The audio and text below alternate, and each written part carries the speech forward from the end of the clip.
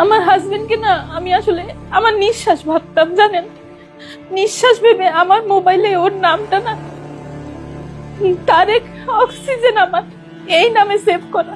এই দুনিয়াতে নিজেকে সবার আগে ভালোবাসতে হয়, তারপরে অন্য কাউকে। কেন? আপনার স্ত্রী আপনাকে জীবন দিয়েছে, নতুন করে একটা কিডনি ডোনেট করেছে, তারপর আপনি তার গায়ে হাত তুলেছেন। আপনি তো কুলাঙ্গার কেন? আমার হাজবেন্ডকে স্যার সামনে বসিয়ে বললো, তোমাকে যদি প্রথম জন্ম তোমার মা দিয়ে থাকে তাহলে তোমাকে দ্বিতীয় জন্মই টুনি দিয়েছে। টুনির সাথে কখনো খারাপ ব্যবহার করো না। ও শ্যামলীতে আসতো মেডিসিন কিনতে, এসে ওই মহিলার সাথে আগে থাকতো, দেখা করতো, খাওয়া দাওয়া করতো, সময় কাটাতো, তারপরে ও মেডিসিন নিয়ে বাসায় যেত। খালি সিদ্ধান্তটাই নিয়েছি যে হ্যাঁ আমি ওকে বাঁচাবো, আমি একটা ওকে কিডনি দেবো। আমি কিন্তু তখনও শিওর না আমি কিভাবে দেবো বা কি আমি জানি না। 26শে অক্টোবরে আমাদের ডেটটা হয়, কিডনি ট্রান্সপ্লান্ট হবে, এবং তার আগে অবশ্য পুরো 1 থেকে 1.5 মাস জুড়ে আমার মাথা থেকে পা পর্যন্ত সমস্ত চেক আপ করানো হয় যে আমি সব দিক থেকে ফিট কিনা ওকে দেওয়ার জন্য। প্রত্যেকটা টেস্টে অবশ্য অনেক কষ্টদায়ক, প্রত্যেকটা টেস্টে 2-3টে করে ক্যানেলা পরায়, তারপর যখন মেশিনের ভিতরে বডিটা নেয়, ইনজেকশন পুশ করে, অনেক জ্বালা করে। তারপরও আমি কষ্টটাকে কষ্ট মনে করিনি। আমি ভেবেছি আমার এই কষ্টের বিনিময়ে যেন আমার হাজবেন্ড নতুন জীবনটা ফিরে পায়, বেঁচে থাকে, আমাদের সামনে, চোখের সামনে থাকে। আমার ছেলেটা যাতে বাবা বলে ডাকতে পারে, আমার ছেলেটা যাতে বাবার নামের আগে মৃত শব্দটা লিখতে না হয়। এই কষ্টের সব পরীক্ষা নিরীক্ষা করে যখন আমি সব পরীক্ষায় উত্তীর্ণ হই, আমার ছেলের সাথে ডিএনএও টেস্ট করানো হয়। আমার ছেলেটাও এই ট্রান্সপ্লান্টের ক্ষেত্রে অনেক অবদান আমার ছেলেটারও। ও ডিএনএ টেস্ট করা হয়, অনেক পরীক্ষা নিরীক্ষা, অনেক ফর্মালিটিস মেনটেন করে আমাদের অপারেশনের ডেটটা হয় 2019 সালে 26শে অক্টোবর আমাদের ট্রান্সপ্লান্টটা হয়। আল্লাহর রহমতে এবং সবার দোয়ায় ট্রান্সপ্লান্টটা সাকসেসফুল হয়।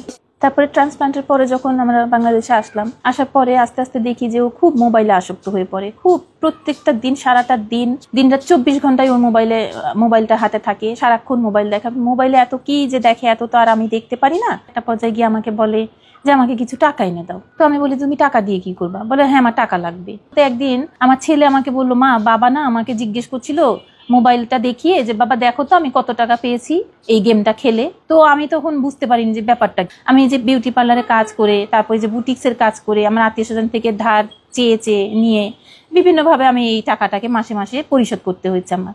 তো এইভাবে আবারও দেখি যে আবার কিছুদিন পর আবার টাকা চাচ্ছে, আবার বলে 5 লাখ টাকা এনে দে। আমাকে 5 লাখ টাকা দিতেই হবে। আচ্ছা আমি বলি আমি কিভাবে এনে দেবো? এই যে কিছুদিন আগে তোমাকে দিলাম সমিতি থেকে, এগুলো তো পরিশোধ করতে হয়, খালি আনলেই তো হয় না। যখনই আমি বললাম যে আমি কিভাবে এনে দেবো, কোত্থেকে এনে দেবো, এলো পাথারি মাইট শুরু হলো। তার মাইটটাই শুরু হয় টার্গেট একদম কানের কাছ থেকে, আর তার পা চলে খুব। যে ফেব্রুয়ারি 1 তারিখে ও মাইটটা দেয় সন্ধ্যার সময়, তখন আসলে আমি ওই মাইটগুলো নিতে পারি না। আমি তো আসলে ট্রান্সপ্লান্টের পরে শারীরিকভাবে অনেক অসুস্থ থাকি, আমার প্রেশার অনেক হাই থাকে, অলওয়েজ হাই থাকে, প্রচন্ড মাথা ব্যথা থাকে। তো যখন আমাকে মাইটধর করলো আমি আসলে ওগুলো নিতে পারিনি, খুব কষ্ট পেয়েছি। পরের দিন 2 তারিখে আমি বাধ্য হয়ে আমি থানায় গিয়ে ওর নামে অভিযোগ করি। অভিযোগটা করার পরে ওইটা জানতে পারার পর আমি অবশ্য আমার ছেলেটাকে নিয়ে পাশে আমার খালার বাসায় চলে গেছিলাম। ও ওখানে যায়, আমাকে ফোন করে, ওখানে যায়, গিয়ে আমাকে অনেকভাবে ইমোশনাল ব্ল্যাকমেল করে, বলে অনেক কান্নাকাটি করে, আর বলে যে আমি ভুল করেছি, তোমার গায়ে হাত তুলে আমার এটা করা উচিত হয়নি, আমি আর এখন কখনো এরকম করব না, তুমি অভিযোগটা তুলে ফেলো। তো আমি বরাবরের মতন না এবারও ভুলে গিয়ে আমি ওকে ছেলেকে সাথে করে নিয়ে থানায় গিয়ে পরের দিন, একদিন পরেই আর কি, আমি অভিযোগটা উঠিয়ে ফেলি। যে যখন আমি স্যারকে বললাম যে স্যার আমি ওর নামে একটা অভিযোগ করেছিলাম, কিন্তু আরেকটা সুযোগ চাচ্ছে, আমি ওকে স্যার আরেকটা সুযোগ দিতে চাই, স্যার আমি এটা তুলে ফেলতে চাই। তখন আমার হাজবেন্ড আমার পাশেই ছিল। স্যার ওর দিকে তাকিয়েই বলেছে, আপনি এত কুলাঙ্গার কেন? আপনার স্ত্রী আপনাকে জীবন দিয়েছে, নতুন করে একটা কিডনি ডোনেট করেছে, তারপর আপনি তার গায়ে হাত তুলেছেন, আপনি এত কুলাঙ্গার কেন?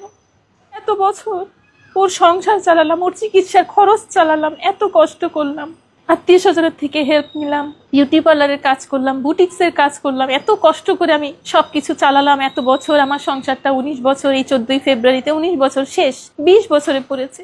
আমি তার বিনিময়ে কি পেলাম? সেই ভালো ব্যবহারটুকুও তো পেলাম না। এই অপরাধীর যেন দৃষ্টান্তমূলক শাস্তি হয়। আমাকে দেখে যেন 10টা মেয়ে শেখে যে না, এই দুনিয়াতে নিজেকে সবার আগে ভালোবাসতে হয়, তারপরে অন্য কাউকে।